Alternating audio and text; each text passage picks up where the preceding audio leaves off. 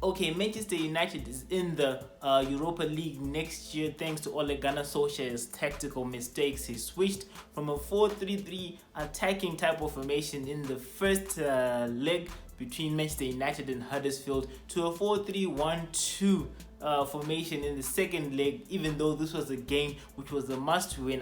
How he adopted a defensive mentality in the second leg, actually pulling Pogba from playing the attacking midfielder role to a central midfielder role, which dampened his influence in the game, is beyond belief. I don't know why, but if you really want to hear about how Ole Gunnar Solskjaer actually put his boot up your butt and sent you to Europa League, stay tuned because it's the critique and I'm about to get down to business.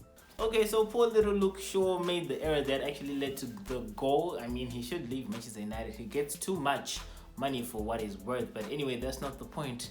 The main point is that Manchester United lost Paul Pogba as an attacking force in the second round of matches between Huddersfield because Ole Gunnar Solskjaer decided to switch from a 4-3-3 attacking formation in the first leg against Huddersfield to something like a 4-3-1-2 defensive formation, pulling Pogba from the attacking midfielder position back to the central midfield, giving him less sight of a goal. Why he did this, I don't know, because Paul Pogba has been the major and probably only source of attacking impetus for Manchester United. He provides most of the key passes, etc., etc. He provides most of the assists. So pulling him back to operating near the center circle baffles me. That was Ole Gunnar Solskjaer's problem or mistake, and that actually killed Manchester United's attacking threat from the start. So you'll notice that he actually went from 4 shots on target in the first leg to about 0 shots on target in the second leg.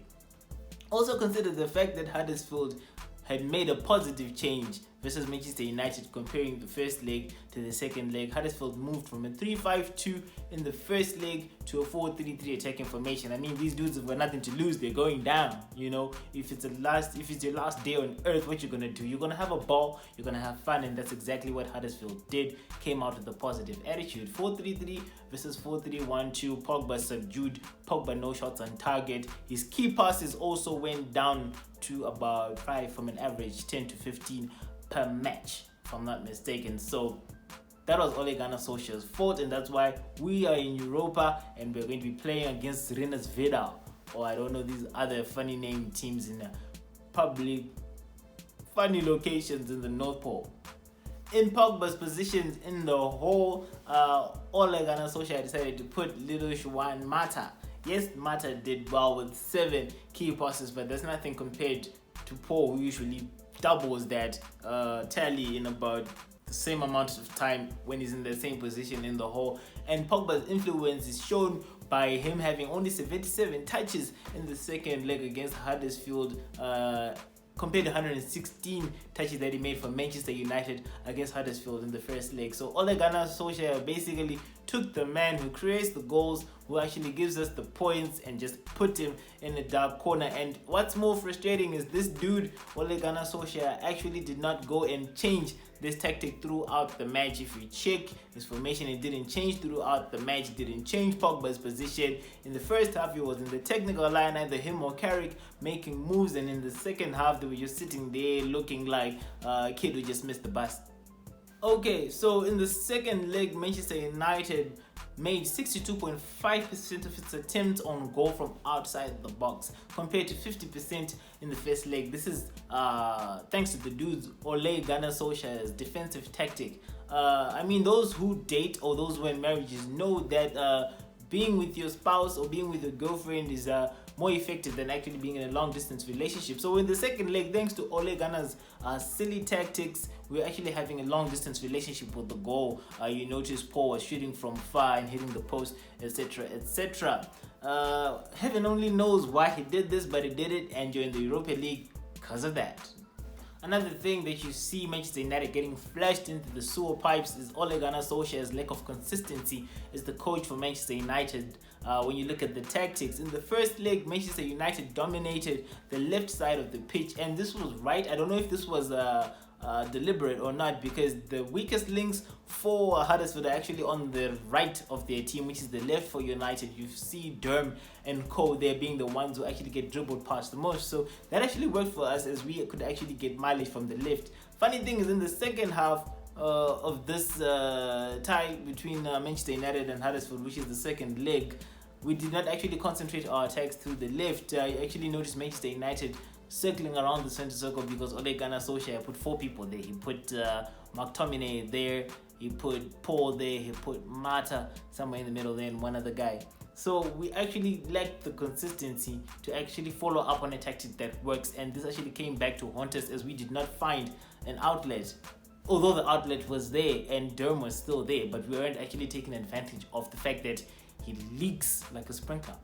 I've mentioned it in earlier videos, 2 videos to be exact, that Manchester United was lucky to win against Huddersfield, and that laid down the facts. In this video, I'll continue on the same tangent. If you notice, in the first leg, Paul Pogba had the highest number of touches, but he was closely followed by 4 defenders in terms of numbers of touches. So this shows you that Manchester United, even though it won 3-1 in the first leg, courtesy of those errors by Huddersfield, as an attacking force, it wasn't much. And this trend continues in the second leg, where there's also 1 midfielder, Paul Pogba, and 4 defenders in the top 5 players with the highest number of touches in the match. The difference is that in the first leg, Paul Pogba had the highest number of touches, and in this example, he was number, I think, 3 or 4 in terms of highest number of touches, with that statistic being led by Phil Jones. So it shows you that whether or not Manchester United had employed an attacking formation or defensive formation, as happened in the second leg, the number of touches showed that most of our players concentrated at the back. We were not attacking. You would expect that a team with an attacking formation has more touches with the attackers. So the problem was already there. It was just waiting for someone to expose us. And this clearly shows that tactically, Ole Gunnar Solskjaer has not evolved. And we are in for a big high jump in the long round, Manchester United fans. Manchester United and Huddersfield performed at the same level across both legs, albeit them having different score lines in the first round. You notice the ratings were similar throughout both legs for both teams, only changing when a goal was scored. This will tell you that outside goal events, which naturally move ratings up and down, no team was superior to the other. Ole Gunnar Solskjaer actually failed to make Manchester United superior over Huddersfield in both legs, and this actually made Manchester United pay. If you check the ratings for both teams for both legs, they were similar, only changing when a goal was scored by either team. In the second leg, Manchester United had the same rating as Huddersfield until Loso made that mistake, and those ratings actually came back to be at the same level when Luke Shaw made that mistake. So these teams were performing at the same level. So-called top level team Manchester United performing the same as a relegated team Huddersfield. This actually showed the lack of evolution by Ole Gunnar Solskjaer, and it showed that he failed to actually fix any of the problems that he had faced against Huddersfield in the first leg. And you know, in some of my videos, I track his ability to fix things that come up in a match, and so far it's shown that he cannot do that either from the bench or by switching things tactically. In this match, actually in such a crucial match, he did not actually switch the formation throughout the whole leg. I do recall telling you in other videos that Manchester United makes very bad substitutions. Ole Gunnar Solskjaer is not able to impact the game positively from the bench. Well, in this case, you actually are going to Europa League to play with some mythical Viking teams from unknown locations, because Ole Gunnar Solskjaer actually impacted the game negatively from the bench. In the first leg, you see Wagner actually making a double substitution at the wings, and shortly after that, Manchester United scored their second goal. So you'd say Wagner actually destabilized the team. Ole Gunnar Solskjaer, since he's such a nice guy, the baby-faced assassin, decided to return the favor in the second leg when he made a quick double substitution. Yes, Alexis Sanchez was hurt, but he also made the substitution, I think, for Ander Herrera shortly after or before. Not really sure, but that double substitution destabilized Manchester United and led to Huddersfield scoring a few minutes later. So Ole Gunnar Solskjaer and Wagner are in the same WhatsApp group. These guys should be friends. They should go play squash together because they make the same mistakes. One has been relegated and one has been sent to the Europa League. In earlier episodes, I've stressed the need for Manchester United to develop a system where they create goals and not rely on luck. And probably people thought I was messing around with, like, look at this clown on this camera talking about all this BS, right? Well, in this series between Huddersfield and Manchester United, you actually see the issue of luck becoming apparent and sending us straight to the Europa League. I mean, in the first leg, we were lucky Kachunga headed the ball straight to Matic with the tap in, right? We were also lucky that Kongolo missed his big chance at 9 minutes against us, right? We were also lucky that Paul Pogba's shot, I think somewhere around the 64th minute, was deflected into the goal. You see, and I was telling you guys, we need to count of these goals that we are scoring, how many are scored as a result of Manchester United actually being a creative force and not out of luck. And this actually came to bite us in the butt, right? Because Chong hit the post even though he was offside. Again, Manchester United continues to get refereeing decisions in situations that potentially actually change situations. I've been saying Manchester United is getting too many refereeing decisions in their favor, and in this match, Chong was offside and actually almost scored and sent Manchester United back into contention for top 4 finishes. Anyway, that aside, Pogba hit the post, Chong hit the post, Pogba hit the post again, and I think we actually had 1 or 2 other near misses. So luck is something that Ole Gunnar Solskjaer has had, but at this time the luck gave in. So I'll continue to analyze this aspect, and I hope now you can give me some props for analyzing this aspect from the start, as I knew that it was dangerous to actually rely on luck. But you know, some of y'all people, when you're winning, it's alright. Now I hope next time we score some lucky goals or we actually get some help from the referee, be angry, be happy, but be angry, because it reflects badly on Manchester United as an attacking force, and this became apparent at the wrong time. This is what I call wrong timing, dudes. In the first leg, you see Phil Jones dominating the statistics for passing accuracy, and in the second leg, this funny statistic continued where you have the defenders and the midfielders having the highest statistics. The midfielders meaning Paul Pogba and not anyone else. This shows that Huddersfield in both legs against Manchester United was breaking up play in the final third. I've talked a lot about us not having much in terms of flair up front, with only probably Martial dribbling a little bit here and there, even though he's one-dimensional. It's a problem Ole Gunnar Solskjaer is going to have to solve, but both legs showed that Huddersfield was comfortable against us in the defense as it continued breaking up play with the highest success rate of passing coming from the mid, going backwards in non-consequential areas. This is probably what has resulted to Ole Gunnar Solskjaer probably playing the long ball tactic all the time. It's really a sad situation. This little team Huddersfield went down, but it took us down with it. Over the 2 legs, it actually shut down Paul Pogba as a creative force. You know, Paul Pogba usually creates 5 to 10 key chances per match, which is the bulk of what Manchester United creates. It creates about 80 to 90% of our key chances. But what you'll note is that against Huddersfield, he only managed 5 key passes over both legs. That's 3 key passes in the first leg and 2 key passes in the second leg, and the second leg is also down to Ole Gunnar Solskjaer's stupid tactics. So we were actually in trouble from the start, and we only collected points against these guys in the first leg because of the luck that we had. Ole Gunnar Solskjaer showed us that he failed to develop Paul Pogba in these 2 legs, or to actually ensure that we get something from him in the second leg, because unlike some of us who see the numbers beyond the numbers, Ole Gunnar Solskjaer was probably blinded by Paul Pogba's fluke goals in the first leg. Earlier on, I stated that Manchester United is usually stifled in the final third, and this is Ole Gunnar Solskjaer's fault. This homeboy came to Manchester United trying to please Ed Woodward so he could get that job. Thank you, Ole Gunnar Solskjaer. Mission accomplished for you. January transfer window, you were supposed to get us some wingers who can dribble. If you look at both legs between Huddersfield and Manchester United, you realize that only Rashford up front was managing a dribble or 2. And you know, compared to other proper players like Wilfred Zaha and other proper dribblers like Sane and Sterling and the likes, Rashford is nothing when it comes to actually dribbling, but he was the one who was actually dribbling. Sanchez failed to dribble in the second leg because we know Sanchez can't dribble. It's more of 1-2, 1-2s. And Lingard was not dribbling in the first half as well. So over both legs, Ole Gunnar Solskjaer failed to create a situation where we could actually break down the Huddersfield defense by through the use of flair.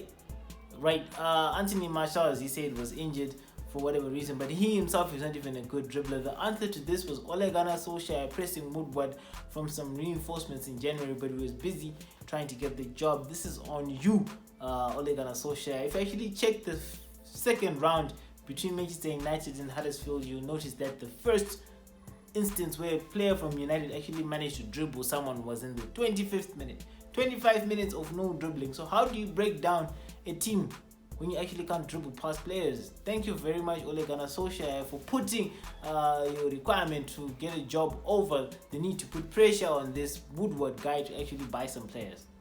Over both legs, the problem that I've been talking about of late of Manchester United not being able to control the center circle continued. You saw Manchester United players being dispossessed a lot over both legs. Paul Pogba being the biggest culprit, being dispossessed 9 times in both legs. The only solid player was Matic, who was not dispossessed, and to only have one solid player in the center of the park is actually not going to help us, because Matic also has his own problems. McTominay and Fred were also dispossessed at a high level. Now Fred, I won't blame him. Like I said in the last episode, he's a Messiah player. He's not supposed to be defending and all, but Ole Gunnar Solskjaer has continued that tradition where Fred is actually being played in the wrong position. Jose Mourinho was better, as he actually mentioned that I will not play Fred until I get proper defenders, because he knew I was supposed to push him up front.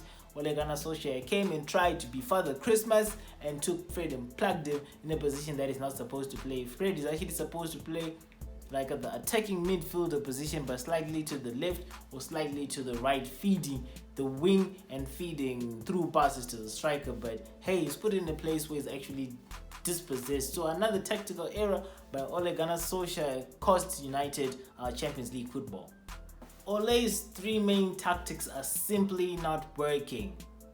Right, his 3 main tactics, if you do not know, is going through the wings, going through the middle, and going via the long ball. I already predicted in my preview match of Manchester United versus Huddersfield that he was going to go the long ball route, and he did try that, but it failed 5 out of 5 times. Players tried to find the center forward or the striker using the long ball, and they failed to complete that move 5 times. So the only tactic out of those 3 tactics that seemed to work in the second leg was actually going via the wings, where we managed to deliver the ball into dangerous areas from the wings 9 out of 18 times, which is 50%. Kind of like decent, but in the first leg it was actually bad. As for going through the middle, which is actually an avenue through which we've been getting some lucky goals, that failed totally, with us failing to go through the middle 11 out of 11 times, 100% failure rate of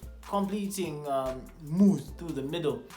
So hey, this guy really needs to come up either with a transfer strategy that's going to give him the players that actually do what he wants, or he should find another tactic. We're going to discuss about the reinforcements that he should make later, but as for now, his tactics over the second leg, barring going through the wings, did not work. It made us predictable, enabled Huddersfield to defend, and then they got us with the sucker punch. Taking another look at lucky Ole Gunnar Solskjaer, you notice that Manchester United was assisted by Huddersfield for each of its first goals in both matches, the breakthrough goals that actually dictate the direction of a match. In the first match, Kachunga, tired of speaking about this dude, actually headed the goal to Matic for tap-in, sort of. In the second leg, you see Bakuna, in the weirdest of ways, actually making a CR7 type of through pass straight to McTominay for the goal. So what would have been the case if Huddersfield did not make these mistakes? You actually notice when Manchester United come across a position that does not make mistakes like this, it actually gets punished. So Ole Gunnar Solskjaer over the 2 legs failed to actually create a situation where Manchester United creates its own luck, or sort of like shapes its own destiny, with both of the first goals coming from Huddersfield. It becomes evident that Ole Gunnar Solskjaer's tactics did not work over the second leg, and that he is a nincompoop coach. When you notice that Huddersfield, a small team that has been sent way down into the abyss, created a mammoth 11 big chances against Manchester United over both legs. There's 6 big chances in the first leg and 5 big chances in the second leg. What's also more disturbing is the fact that Ole Gunnar Solskjaer changed tactics and Huddersfield changed tactics, but Huddersfield still kept the high level of results coming out, while Manchester United's results dwindled. In the first leg of the 6 big chances that Huddersfield created, 83.33% were created via the wings. I was talking about United being vulnerable through the wings. So maybe Ole Gunnar Solskjaer said, hey, let me sort this out and try to stem the threat from the wings. Instead, in the second leg, 100% of the 5 chances that came from Huddersfield, the big chances, came through the middle. So he plugged one gap and opened up another. Stupid tactics from a really poor coach. I mean, I don't know how you see Manchester United faring next season with this dude, but damn, we're in big trouble. So 11 big chances from Huddersfield, like we're playing against Barcelona. We continue to tear through Ole Gunnar Solskjaer's tactics, like a corona opening up a body in a post-mortem, because this is what it is, a post-mortem. Manchester United is dead. We actually look at the key change that he made in terms of personnel on the pitch and how this actually affected the match. First of all, he switched Ashley Young to replace Dalot. Yes, actually both of them performed poorly throughout the match. Dalot in the first and Young in the second leg, improving slightly towards the end, but Dalot is more solid defensively, so he should have stayed on for the Huddersfield match, owing to the fact that Ashley Young had been dunked past, dribbled past a lot through the season. But Ole Gunnar Solskjaer decided to go with Young. Not much of a difference, to be honest, and that was a useless change. He also then switched Fred and put McTominay in what I can call a slightly justified move. I mean, Fred does not do well as the central midfield, but we can also blame Ole Gunnar Solskjaer for not buying the defenders that are needed to cover the back, so a person like Fred can play freely and actually express himself. McTominay came through and got assisted by Bakunya for the goal, but outside that, he did not do much. So that was another useless substitution or useless change of personnel by Ole Gunnar Solskjaer, just as useless as the substitutions that he makes. This guy just changes these players and changes things just because he has to be seen to be doing something. But in terms of the impact so far in all the analysis we've carried out about him, we haven't seen him actually being able to do anything about anything. Another change of personnel that Ole Gunnar Solskjaer made between the first and second leg was to replace Lingard with Sanchez at the front. Lingard actually had a flat poor performance, which was redeemed by an assist, if you want to call it that. But Sanchez actually got injured somewhere around the halfway point of the match and was substituted, so we will not say much about this. But in terms of those that who started and completed the match or played a significant part of the match, you'll notice that Ole Gunnar Solskjaer's moves of changing players for the first leg versus the second leg of the Manchester United versus Huddersfield series, you'll notice that not much of an impact was made. Now moving on to players whose ratings shifted a lot. We already talked about Paul Pogba at the start, that his rating shifted from a 10, and I already mentioned the issues. Luke Shaw's rating also shifted from a 6.5 to a 5.8 because of the fact that he made that error that led to the goal. And he also, if you look at the way he tried to recover for that goal, he didn't actually put much pressure or much energy, which tells you a lot about his motivational issues. I know people like Louis van Gaal and Mourinho were actually stabbed at for actually saying Luke Shaw is a lazy little punk, but I'm sure you can see if you replay the way he tried to recover and the casual way in which he actually tried to go for that ball, you'll notice that Luke Shaw is someone who should go out the door. So that's another player whose rating significantly dropped, and I have to say it was his own fault, and thanks to that little punk, we're going straight to the Europa League, probably to play against some team from Tanzania. I hate to use Jones as a measure of performance because it's stupid, right? But anyway, he actually shows how silly Ole Gunnar Solskjaer is in his statistics. In the first leg, Jones had 77 touches off the ball, which is actually what's okay. You need to have defenders making less touches to show that you're attacking more. This went up by Mammoth 22 touches to 98 touches in the second leg, which is a symptom of the fact that we're playing defensively and we're spending more of the time on the pitch in our defense. Also, you notice that Jones made no offensive moves like headers etc in the final third while trying to score a goal etc in the second leg compared to the 3 that he made his first leg. This will tell you that Manchester United was not attacking as much as a result of Ole Gunnar Solskjaer's defensive approach. It will also tell you that Jones wasn't moving up as much as he was under pressure. Another shocking statistics is that in the second leg Jones made 5 tackles. In the first leg he made no tackles. We know Jones is a tackler. Yes, he's not good at many things, but tackling he is good at that. And he had to make 5 in the second leg, which actually showed that Manchester United was under pressure. How Ole Gunnar Solskjaer let this trend carry on for the rest of the match, I don't know, heaven only knows, but this is exactly why it's straight to the Europa League. Ole didn't listen to my advice about who he should start at the defense, and he paid the iron price. Right, I told him to start with Dalot on the right, and he started with Young. I told him to start with Bailey and Smalling or Lindelof in the middle, and he put Jones there. I also told him to start Damian on the left, and he put Shaw, and Shaw sent him to the Europa League. Yes, I said start with Damian for various reasons, including the fact that Shaw will not be going up much, as United does not have the ability to break down Huddersfield at the moment. And I also told him that Shaw is nothing defensively, and this came to the fore in the worst way. So probably Ole Gunnar Solskjaer, next time I tell you something, listen to me. I also told you not to play Mata and Matic. You ended up substituting Matic. Had a pretty solid game, but did not do anything for the team going forward. Also put Mata. Mata did actually not have an impact. At least in the front, we agreed on Sanchez. You put Sanchez. I guess probably what most of you were thinking. You see, I see these things. Although Sanchez got injured and left, Lukaku is said to be injured, but I doubt. Checked on various websites that actually check the condition of a player and is not listed for injury, but Ole Gunnar Solskjaer decided to tell us that BS. So who knows, maybe Lukaku is outside the team or outside the frame and is probably heading out. But Ole Gunnar Solskjaer, we're going to call you on that. Lukaku is not injured. You know, you're probably having problems with him, and that actually killed the team because as I mentioned earlier, 5 of the 5 long balls that you attempted did not work as a result of not playing Lukaku. Rashford is not very good at receiving those balls on the right. Did we put the same person? No,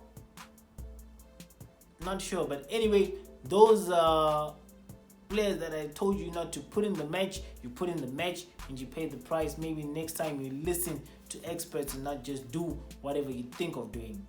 In my preview of this match, I advised Ole Gunnar Solskjaer to start Sanchez because he would be able to press Huddersfield's wingbacks, which is the place where Huddersfield actually starts its attacks from its wingbacks. That's the pivot of the attacks. Manchester United, our pivot is Matic for some funny reason. So Sanchez actually did the business when he actually retrieved the ball in the 10th minute from a Huddersfield defender and created a chance. This is what I'm talking about, Ole Gunnar Solskjaer. When you listen to experts like me, things actually go well for you. We also look at his corner kick strategy, which has not evolved throughout the season. He still does the same stuff of actually having Mata or Young or Rashford hit the corner kick with 5 players arranged in no apparent fashion in the area, and this again was the case in this match. So we don't have a threat from the bench. We also don't have a threat from the corner kicks. I mean, this is really bad. We also see Manchester United almost getting lucky over a refereeing decision. Rashford puts Chong through, but when Rashford actually hits the ball, Chong is offside, but he's left to run and go, and the ball hits the posts. I mean, so this match we actually lost not because we were bad or anything, but we were just not as lucky as we usually are because, you know, we're like leprechauns. We use magic to get by, and sometimes the magic doesn't work, and we end up going straight to the Europa League. Remember my analysis about cold-blooded goals versus fluke goals? What do you think about it now? I've been saying for a long time that we should measure Manchester United based on the goals that it creates as a result of its own hard work and not deflections or luck or actually the influence of the referee. now this has actually become apparent in the worst way. In the first leg, Manchester United actually won 3-1 on paper, but in terms of goals that were created as a result of its own ingenuity, the scoreline was 1-1, and people laughed at me then. Now, in this match where luck was not on our side, Pogba hitting the post, Luke Shaw making mistakes, and Chong hitting the post, the scoreline ended 1-1, which is a true reflection of how Manchester United actually performed over both legs. If you couple this, or if you join this with the other statistics that I've given you, it should not be a shock that we actually drew this match. It should not be a shock that I previewed this match last week and I said that there was a very big chance Huddersfield will pull off a surprise, as it was waiting for someone like Manchester United to make a mistake. So I think I now have earned the right to continue this analysis of measuring cold-blooded goals versus fluke goals in every match to give us an indication of exactly how we are performing. So cold-blooded scoreline in the first leg, Manchester United versus Huddersfield 1-1. Cold-blooded scoreline in the second leg, 1-1. A quick look at the stats that most people look at will show that Ole Gunnar Solskjaer's tactics did not evolve over the two matches against Huddersfield and Manchester United. In the first match, Huddersfield got 3 shots, 2 created big chances and 1 led to a goal. In the second match, Huddersfield hit 4 shots on goal, or whether on target or off target. 3 created big chances and 1 led to a goal, so it was a similar pattern there. In the first meeting between these two teams, Huddersfield got 4 through balls in and created 1 big chance as a result. In the second leg, while they still had 4 through balls, they got 3 big chances and 1 goal. This actually showed that Manchester United, while trying to shut down the opposition from the wings, let it through the middle. So Ole Gunnar Solskjaer's tactical adjustments did not bear fruit again. Ole Gunnar Solskjaer managed to reduce the number of crosses swung in by Huddersfield to 6 from 14 in the first match as a result of changing his tactic, which also had detrimental effects, the ones that we've discussed already. In terms of free kicks, Huddersfield was more of a threat with 3 in our final third compared to 1 in the first leg, showing that they had more of an influence in this matches compared to the first one. You can also take note that the number of corners swung in by Huddersfield did not change much, 3 in the first leg and 3 in the second leg. So these numbers show exactly what I'm saying, that Ole Gunnar Solskjaer's tactics did not change much over the second leg. So as you can see, Ole Gunnar Solskjaer failed to evolve his silly tactics over the 2 legs, and this cost the club a spot in the Champions League next season and a whole lot of revenue. This has been the theme with Ole Gunnar Solskjaer, and that he's just there by the side of the pitch, not actually making an impact. We'll wait for the summer and see who he brings in and if it will help him in any way, but as far as things stand, we are actually in trouble. The figures between the Huddersfield and Manchester United teams from the first to the second leg are so similar, and it's very hard to ignore that we are in a spot of bother here. So if you really want to continue finding out more about Manchester United and the numbers behind the numbers behind the lucky goals and the lucky score lines, subscribe to the channel, watch probably the previous video that I made, which is a preview of the very match that I'm reviewing right now, that's Manchester United and Huddersfield. Cheers.